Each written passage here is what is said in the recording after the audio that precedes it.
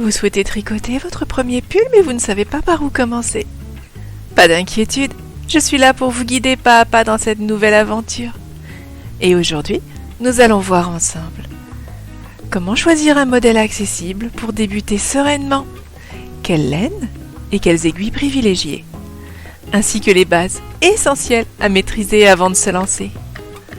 Dans mes précédents épisodes, nous avons déjà vu ensemble le tricot des couleurs sombres et l'art d'utiliser ces restes de laine avec style. Si ces sujets vous intéressent, vous pouvez retrouver les chapitres correspondants en cliquant directement sur les timestamps des descriptions des podcasts. Et enfin, une grande nouvelle, un e-book gratuit pour vous accompagner dans la réalisation de votre premier pull est en cours de réalisation et sera bientôt disponible sur mon compte gratuit Ravelry. Restez connectés pour ne pas le manquer. En commentaire, dites-moi quel est le modèle de pull dont vous rêvez. Abonnez-vous pour ne rien manquer et que nous partagions ensemble cette passion. Et à présent, installez-vous confortablement. C'est parti pour un épisode.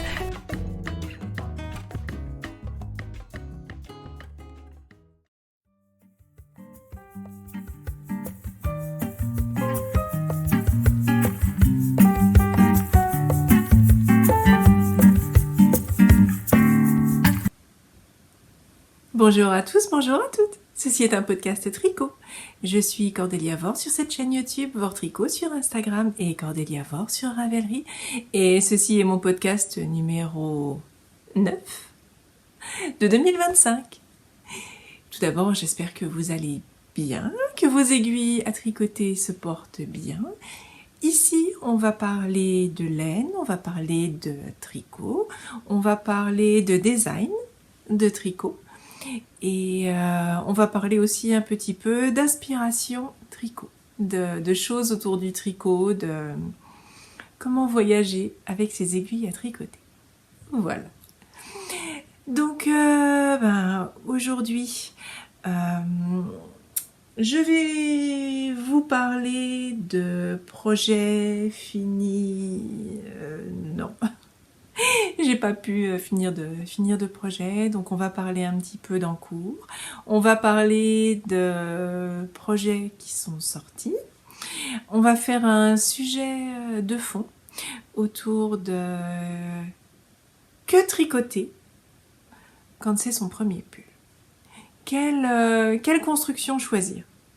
Voilà. Et je vais vous amener un petit peu des éclairages autour de ça. Allez, on commence. J'ai ma tasse de café au lait cette fois-ci et je vous emmène avec moi.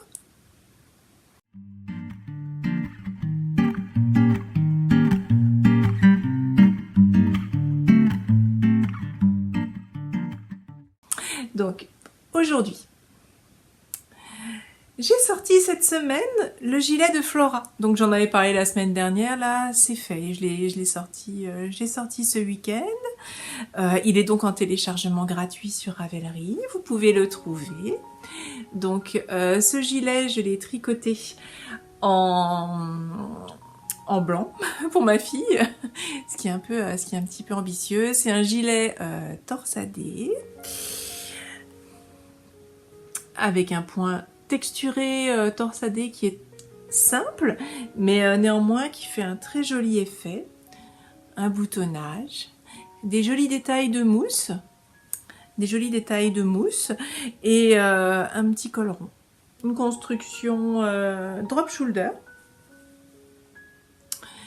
avec une reprise de maille ici autour des épaules tombantes, un petit peu comme celle-ci. Voilà, donc vous pouvez le retrouver sur Ravelry. Il est en français, en anglais, pour femmes et pour enfants. Voilà, je vous le remontre un petit peu. Le gilet de Flora. Alors, quelle était l'inspiration du gilet de Flora? C'était pour ma fille qui voulait du blanc avec du poil mohair. Donc pour le tricoter, j'ai utilisé un cône de Holzgarn Bleached White, Holstgarn Super Soft. Et j'ai ajouté du mohair que j'ai acheté chez Action. Donc ça, je vous en avais déjà parlé la dernière fois. Quand ils en ont, bah écoutez, parce que là actuellement on est quand même au printemps, et bah, il n'y en a plus des masses. Donc, enfin, il y en a même plus en ce moment, mais ils en font d'une manière périodique assez rapprochée. Donc, bah, moi j'ai été contente de cette laine. La composition, elle n'est pas folle, effectivement. Faut pas se mentir. Après, je suis pas yarn snob, mais j'aime bien quand même quand il y a un peu de laine dans ce que je tricote. Moi, ma sensibilité va vers le tricot accessible, donc laine pas trop chère, laine écologique surtout, tant que possible. C'est vraiment de ce côté-là que va mon orientation, c'est-à-dire que ça soit accessible, pas trop dispendieux, et surtout, tant que possible, avec une composition qui soit intéressante, dans le sens où que la laine elle n'a pas été produite trop loin, qu'elle n'ait pas fait 15 fois le tour du monde pour arriver en plot, qu'elle soit pas trop superwash. Bon bah là je vous parle de laine Action, qui est un mélange avec un peu d'acrylique, de mohair et de laine. Voilà. Et là, je vais vous parler de Super Soft. Donc là, je suis en train de faire un autre petit projet, mais je l'ai pas avancé. Hein. J'ai pas eu le temps. Un autre petit projet à ma fille qui s'appelle le pull Sakura, qui est en test si vous avez envie de le tester. D'ailleurs, c'est un raglan. Voilà. Et ce modèle est fait en Super Soft rose. Ça doit être Rosebud, je crois. Il me semble. C'est Rosebud. Qui est une laine qui est encore dans son huile de filage, au moins pour partie, qui n'a pas été extrêmement lavée, qui vient du Danemark, qui valorise de la laine locale pour partie. Donc dans ce cadre-là, c'est quelque chose qui rentre vraiment dans les types de laine que je trouve vraiment intéressantes et que j'ai envie de favoriser, sans compter que le coût est assez accessible. Et bon bah cette laine de chez Action qui mérite qu'on s'arrête dessus quand on a envie de tricoter du pois-pois. Voilà. Donc voilà pour ce gilet. Écoutez, pleinement satisfaite. Ma fille aussi est pleinement satisfaite. Elle n'a pas trop sali parce que c'est quand même blanc. Elle fait attention à bien le retirer avant de manger et à ne pas le mettre le jour où elle fait de la peinture ou des choses salissantes. Ce que je trouve touchant, parce que d'habitude elle fait pas attention comme ça à ses vêtements. Donc vous pouvez le retrouver sur le Ravelry, et l'idée que j'ai mise autour de cette création, c'est une idée d'une mouvance actuelle qui s'appelle le cottagecore. Alors, qu'est-ce que c'est que le cottagecore? C'est une esthétique récente, en tout cas qui a été exprimée récemment, même si le concept n'est pas récent, mais cette esthétique a été quelque part baptisée, ou plutôt précisée récemment, notamment avec des mouvements sur les réseaux sociaux. Généralement, on trouve ça sous le hashtag cottagecore. C'est une esthétique qui prône un retour à la simplicité, un retour à la nature, donc loin de notre monde industriel, un retour vers les choses plus lentes, plus simples, les joies du foyer et du cottage. Les joies du foyer, du cottage, du calme, avec une esthétique que je qualifierais aussi qui a une composante un petit peu folklorique, Europe septentrionale et Europe du Nord. Donc là, pensez éventuellement à la Bavière, pensez au cottage en Angleterre, pensez à l'esthétique aussi dans les pays nordiques. Voilà. Alors peut-être pas le style gustavien, mais une esthétique un peu champêtre rurale dans les pays nordiques, à base de bois simple, à base de motifs de motifs simples mais jolis. Pensez un petit peu au monde des hobbits. Pensez au tissu Liberty, aux toiles de coton.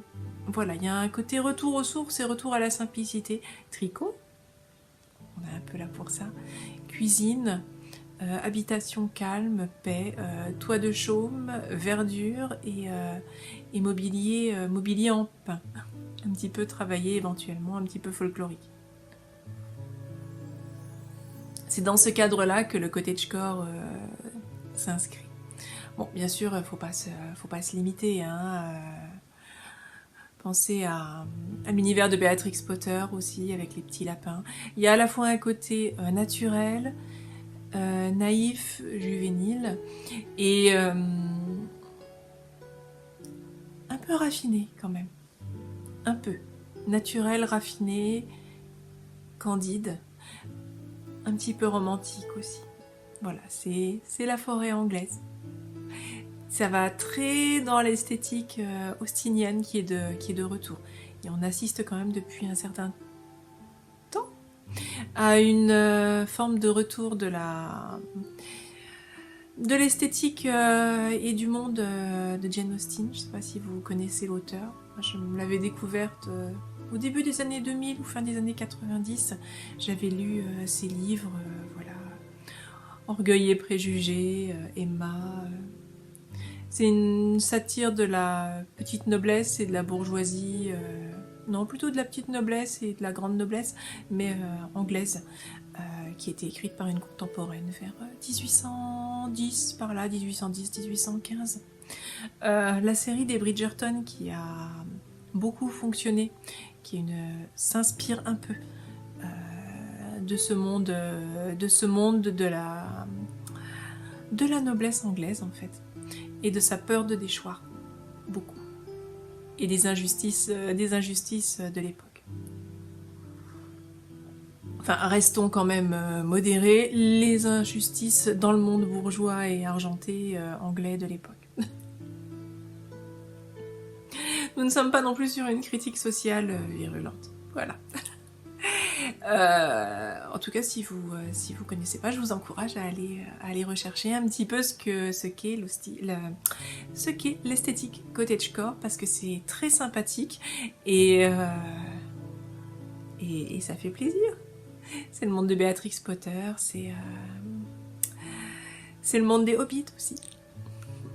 On est un petit peu autour effectivement du monde Art Nouveau, mais en plus juvénile et candide, en plus enfantin. Donc voilà pour cette sortie. Autre petit aparté, qu'est-ce que je porte? Tant qu'on est dans les histoires d'esthétique, qu'est-ce que je porte? Alors, je me soulève un petit peu que vous voyez mieux. Je porte un modèle que j'avais sorti en Knitalong 2023, je crois, qui a une esthétique, lui, par contre, non pas cottagecore, mais Dark Academia. C'est Harper. Donc Harper, bon, il y a un petit peu quand même des adhérences entre ces mondes dont je vous parle. Harper, c'est un gilet, et je vous avais créé le gilet et le pull, je crois en Knitalong, oui, j'en suis quasiment certaine, en worsted ou déca, je me souviens plus. Alors, il est très texturé, avec un motif un petit peu de tissage. Alors moi, je l'avais fait en bleu marinaire, de chez Supersoft Holzgarn, avec des petits boutons. Il y a aussi le... Oh, je ne sais plus sûr si je l'avais fait en Knitalong. Il y a aussi en tout cas le pull Harper, si vous préférez le faire de cette façon-là. C'est un drop shoulder en top-down, donc on commence en haut et on avance. On commence par des petits trapèzes pour les manches. Pour les épaules, on met les mailles en attente, ici, on fait une reprise, un petit peu de rang raccourci, et puis, non pas des rangs raccourcis, une petite avancée ici, des petites augmentations, on joint, enfin on rajoute des mailles, on forme le gilet, on descend et on relief. C'est le drop shoulder dans toute sa splendeur, dans le sens où il nous me permet, dans mes constructions, et je continue toujours sur cette lancée, de mettre un max de motifs. Parce qu'on n'a pas à gérer d'augmentation. Ici, c'est plus simple à expliquer pour moi, d'une part, et surtout plus simple à comprendre et à réaliser sans être prise de tête.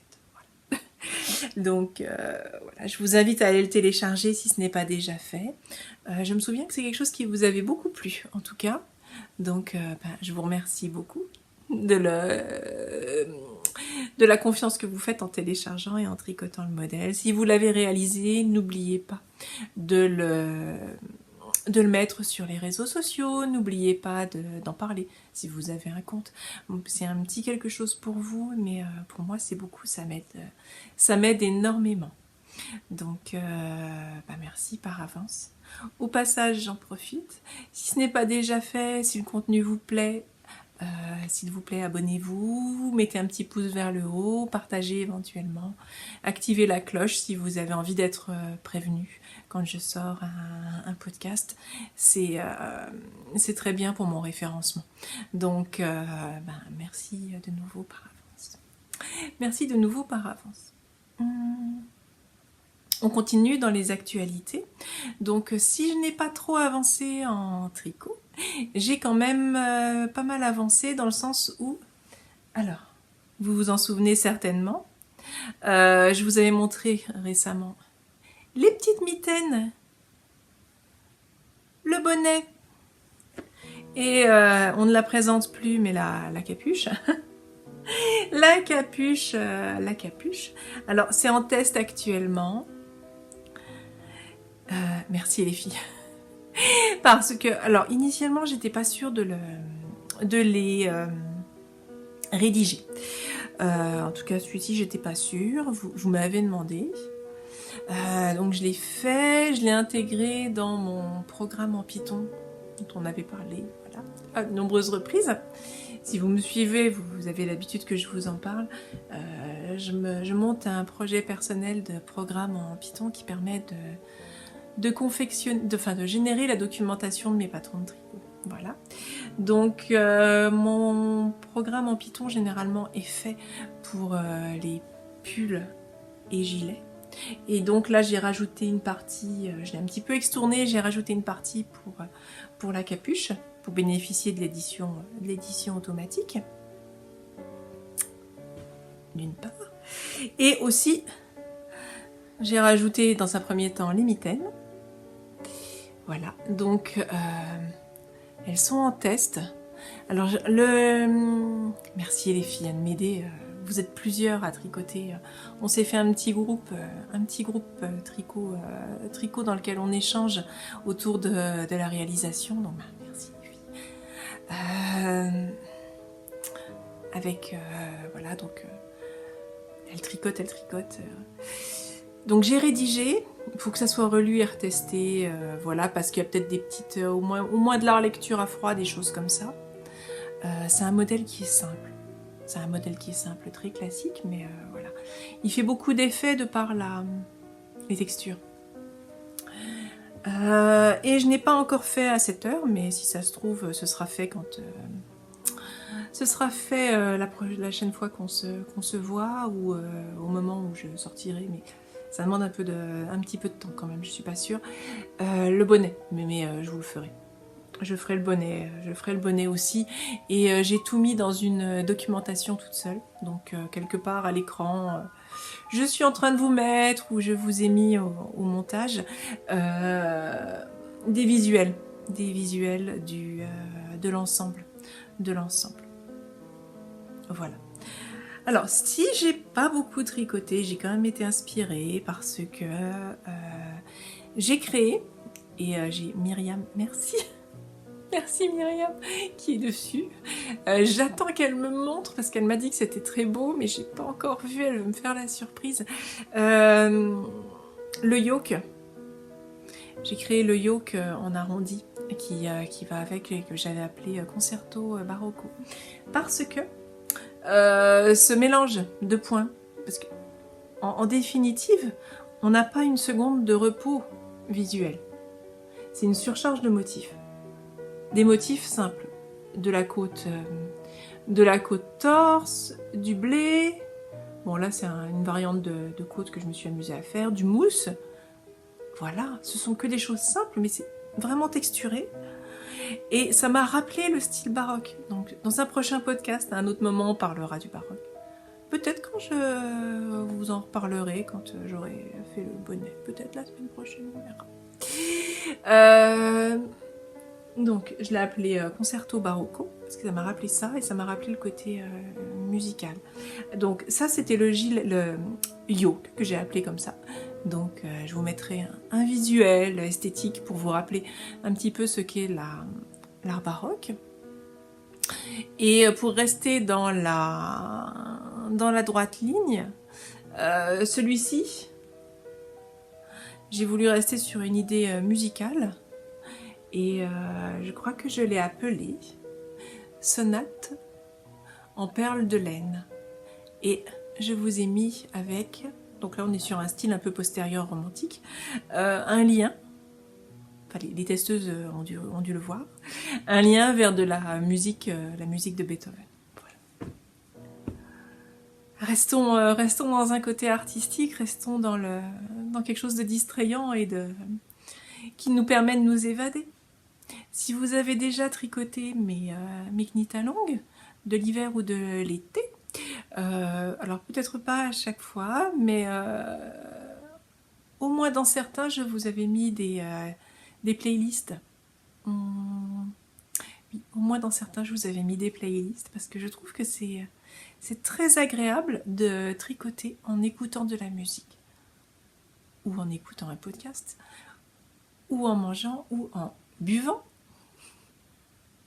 Donc oui, coucou Martial.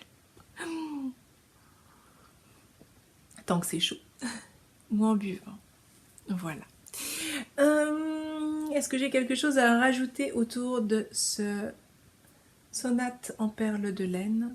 Pas pour le moment. Si vous avez envie de tester, de tricoter mes modèles avant que je les sorte, en fait de m'aider à les publier, ben faites-moi un petit message, je suis toujours enchantée et je suis très contente parce que j'ai des nouvelles personnes qui sont venues s'adresser à moi. Je vous envoie un coucou, un merci, vraiment un grand merci pour votre aide et donc qui testent des modèles pour moi, pour vous. Donc j'en suis vraiment heureuse. Merci encore. Le sonate en perles de laine, le concerto barocco. Quoi d'autre comme actualité? Bah écoutez, pas grand chose. Le Diodester Scarf version pull n'a pas du tout avancé cette semaine, mais ça c'était prévisible parce que je me suis mise sur autre chose. J'ai pas mal créé en Python d'une part, et d'autre part qu'est-ce que j'ai fait d'autre? J'ai créé en Python et j'ai placé au test et voilà, j'ai suivi mes tests, ce qui était déjà pas mal de travail, et j'ai réfléchi à un sujet dont nous pourrions parler. Parce que, bah écoutez, j'ai l'impression que vous aimez bien mes moments un petit peu où je blablate autour du tricot, des sujets un petit peu plus de fond. Et j'ai eu plusieurs retours là, ces derniers temps, de personnes qui me parlaient de leur comment dirais-je, de leur expérience de premier pull. Et alors des amis, des testeuses, des gens avec qui je parlais, et c'était un sujet auquel je pensais déjà. Donc du coup c'est un sujet que j'ai envie de creuser là maintenant avec vous, et ça s'accompagnera ultérieurement d'un petit e-book, je pense, que je publierai sur Ravelry, avec des modèles ultra débutants. Voilà. Comme vous le savez, ou comme je vous le dis là, si vous me découvrez, ma raison de podcasteuse créatrice de modèles de tricot, là, c'est de diffuser l'amour du fil. Alors, pourquoi parler de création de patrons de tricot pour ultra débutants? Alors, je trouve que c'est quelque chose de vraiment très très intéressant pour plein de raisons. Pour plein de raisons. La première, c'est que ça va permettre aux gens de commencer.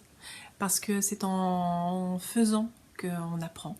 Et c'est vraiment une de mes priorités, une de mes, entre guillemets, whyology tricot. Oui, c'est ça le terme que j'ai entendu. Le pourquoi je fais ça. C'est vraiment d'aider à diffuser l'amour du fil. Les patrons de base, ça vous permet aussi, et ça j'en parle très régulièrement avec Thibaut de Tricostérone que vous devez connaître.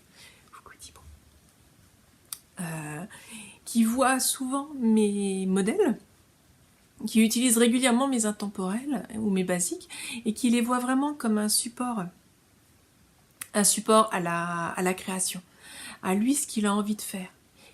Un modèle qui donne les calculs de base, qui sont faits, qui sont réalisés. Et j'en parlais avec Thibaut, mais j'en parlais aussi avec d'autres de mes testeuses et d'autres tricopines. Avoir une base sur laquelle travailler et laisser exprimer sa créativité. Donc ça, c'est vraiment quelque chose qui me tient à cœur et que j'ai envie de promouvoir le plus possible. Voilà. Et c'est vrai que tricoter son premier pull, c'est quand même vraiment chouette. Donc avec un petit bagage, voilà. Bon, préalablement à ça, mais là j'ai pas insisté dessus, faut choisir son fil, ses aiguilles, voilà, la matière, toutes ces choses-là. Mais là c'est un prérequis qui est encore un petit peu antérieur. Disons que dès que vous voulez faire ne serait-ce qu'une écharpe, parce que c'est souvent avec ce genre de projet qu'on commence, une écharpe en point mousse ou en jersey bordé de mousse, c'est un bon petit projet pour commencer. Voilà. Vous pouvez déjà... vous avez déjà cette problématique de choix de laine et de choix d'aiguille. Là, je vous conseille le circulaire, c'est clair. Enfin, de toute façon, on ne va parler que de circulaire. Et je vous conseille aussi de prêter attention à... Est-ce que vous êtes plutôt team bois ou team métal? Personnellement, je suis une métalleuse. Fallait que je le place. Personnellement, je suis une métalleuse. Mais c'est pas le cas de tout le monde. C'est pas le cas de tout le monde et je peux tout à fait tricoter avec des aiguilles en bois. Mais ma préférence, elle va vers les aiguilles en métal. Elle va vers les aiguilles en métal, ça c'est clair. J'ai essayé vraiment, hein, mais voilà. Les aiguilles en bois, j'apprécie moins. Voilà. Alors selon les matières, des fois c'est plus plaisant. Alors, ça fait longtemps que j'en ai pas tricoté, mais de l'acrylique, il me semble, dans ce cas, je pense que je vais préférer le bois pour le tricoter. Mais oui, clairement, métal. Mais ça change pas mal la sensation de tricot. La sensation de tricot, elle est vraiment nuancée selon le type d'aiguille qu'on utilise et le type de laine. C'est vraiment, voilà, autre chose à chaque fois. Allez, je vous fais pas plus languir. Mon premier patron de tricot. Alors, je vais vous présenter ça. Je vais vous présenter des modèles, des encours en fait. On va blablater autour. Et quand j'aurai, j'ai envie de dire, un petit peu de bande passante, un petit peu plus de bande passante, je confectionnerai un petit e-book dans lequel je vous mettrai les 3 constructions en ultra basique pour que vous puissiez vous-même faire votre premier modèle en ultra basique. Je vous mettrai ça pour hommes, pour femmes, pour enfants. Pour bébé, je suis pas sûre, parce que, ou alors je le ferai en DK, je verrai. Et dans un format de laine qui soit intéressant. Voilà, je vous ferai ça pour que vous puissiez choisir votre modèle le plus basique qui soit, mais que ce soit un vrai pull. Mais ce sera un pull, pas un gilet. Alors, on va commencer, je ne vais pas vous faire du teasing, on va commencer par ce que je pense qui est le plus simple à tricoter maintenant. À l'heure actuelle, avec mon retour, ce qui est le plus simple à tricoter quand on commence, pour moi, c'est le raglan de base. Qu'est-ce qu'il vous faut comme compétence? Donc là, je vais vous en montrer un qui n'est pas terminé, c'est celui de ma fille en pépite arc-en-ciel, mais qui est bientôt terminé, enfin, qui a avancé. Vous voyez, je l'ai un peu avancé, il a presque une manche. Qui est un raglan à capuche. Donc ça, la capuche, non. Il faut l'imaginer avec un col rond. Donc, pour faire un raglan de base, col rond, qu'est-ce qu'on fait? On monte les mailles. On fait de l'aller-retour. Donc là, on tricote en jersey. En aller-retour, en augmentant un petit peu autour des points de raglan. Donc ça, c'est expliqué. C'est très simple. On monte des mailles à la suite et on continue en rond. On fait du jersey en rond. C'est très simple. C'est vraiment le... Voilà. En fait, à part augmenter, monter des mailles, faire du jersey, augmenter, donc savoir faire de l'endroit, de l'envers, des augmentations et tricoter en rond, en faisant attention à ne pas vriller quand on joue. Il n'y a rien d'autre. Au moins arriver jusqu'aux aisselles.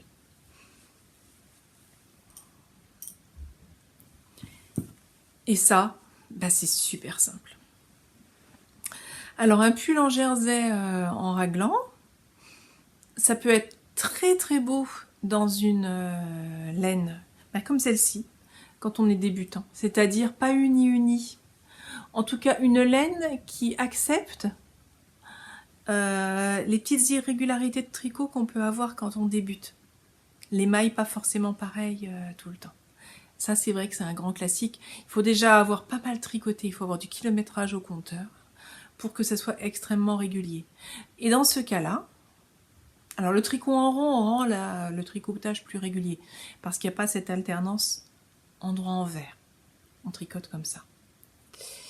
Dans ce cadre-là, une laine comme ça, chamarrée. Regardez si c'est sympa. C'est la Fiesta de Drops. Franchement. Fiesta pépite arc-en-ciel. Elle est sympa. Hein.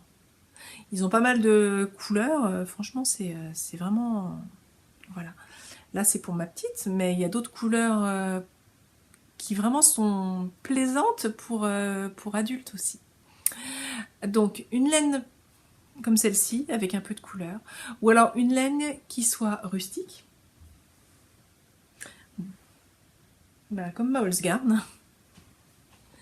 Vous voyez, si c'est pas très régulier, c'est pas grave parce que au lavage, la matière enfle et en enflant, elle comble les trous. Donc les irrégularités ne se voient pas. Donc la Holzgarn ou une laine rustique et éventuellement aussi des laines un petit peu mixées, un petit peu tuidées, des choses comme ça. Voilà. Je vous conseille de prendre plutôt quelque chose d'assez clair ou d'assez coloré. Parce que quand on tricote ça, on ne s'ennuie pas du tout. Et ça, c'est vrai que c'est agréable. On ne s'ennuie pas du tout. Il y a cette variation de couleurs qui vous emporte un petit peu. Et ça, c'est vraiment très, très plaisant. Donc, numéro 1, pour moi, mon chouchou, le raglan. Pour commencer, pour faire son premier modèle. Numéro 2. Là, il n'est pas terminé. Il avancera plus tard. Et c'est pour l'exemple. C'est le yoke. Le modèle en rond. Donc, voici un yoke. C'est pas un yoke de débutant, mais c'est un yoke. Alors, pourquoi est-ce que je vous suggère le yoke et que j'en créerai un de vraiment débutant? Alors après, il y a mes vieux intemporels qui ont quelques années aussi que vous pouvez trouver sur Ravelry. Hein.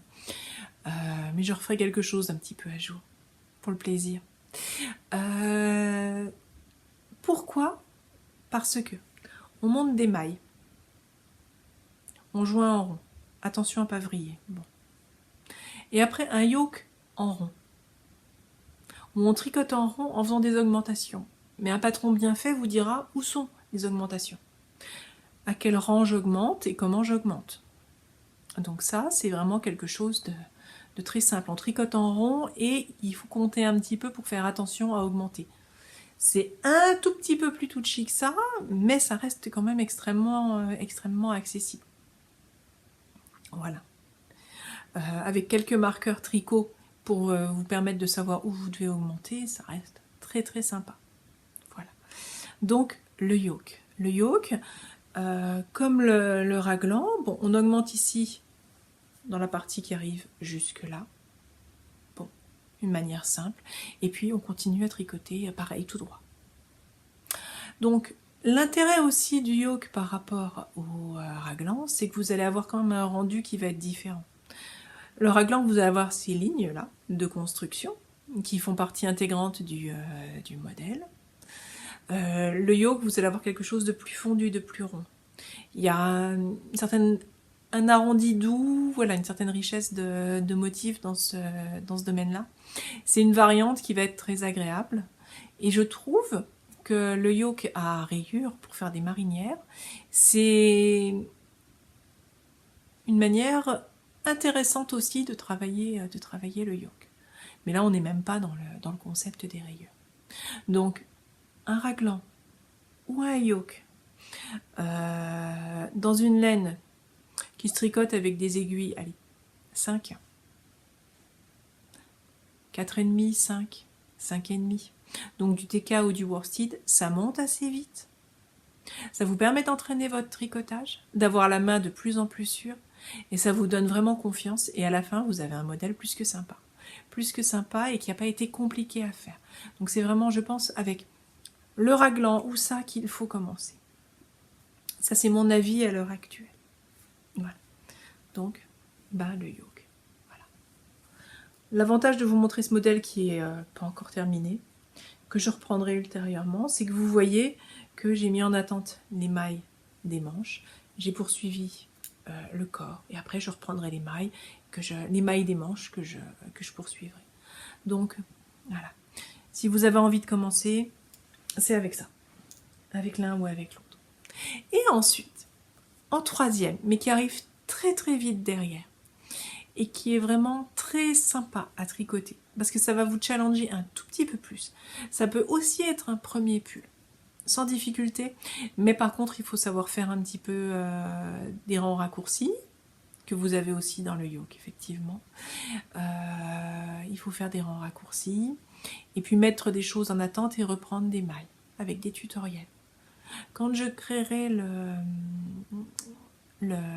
petit e-book, dites-moi si ça vous intéresse, hein. Dites-moi si vous avez un avis sur le sujet, ce que vous aimeriez voir aussi comme taille d'aiguille, ou ce que vous pensez que vous auriez aimé voir quand vous avez commencé. Je vous mettrai des liens vers des tutoriels sur YouTube qui expliquent les choses de base, en fait, pour tricoter. Voilà. Donc, attention, là, je sors un autre. Alors, je vais vous montrer un gilet, c'est pas forcément la meilleure des idées. C'est le drop shoulder. Le drop shoulder, je pense, est donc une autre construction qui est très intéressante. Pour commencer.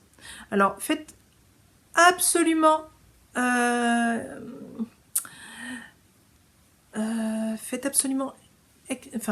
vous laissez pas influencer par faites complètement abstraction des points. Mais regardez, le drop shoulder, on monte des mailles, on fait un peu de rang raccourci, dans celui que je vous proposerai, en jersey, en mousse, pardon. Et on joint ici. On tricote jusqu'aux aisselles en jersey. Rien de sorcier. Imaginez, vous tricotez en jersey jusque-là. Une fois que vous êtes arrivé ici, vous mettez en attente. Donc il y a un peu plus de difficulté, hein, parce qu'on met en attente les choses. Et c'est la même chose avec le gilet de Flora. Hein. On va me regarder le dos. Vous tricotez et vous mettez en attente quand vous êtes arrivé sous les bras. Ici. Clac, clac.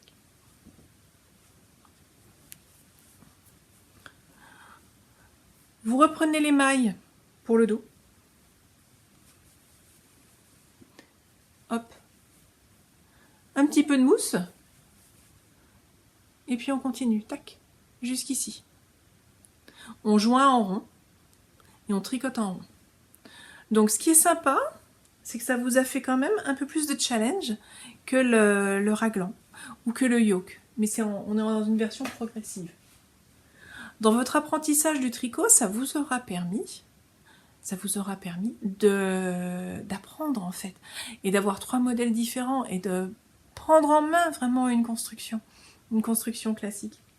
Comme vous l'avez ici aussi. Bon là c'est un gilet, mais c'est de la même façon. C'est de la même façon, regardez. Voilà, une construction classique différente.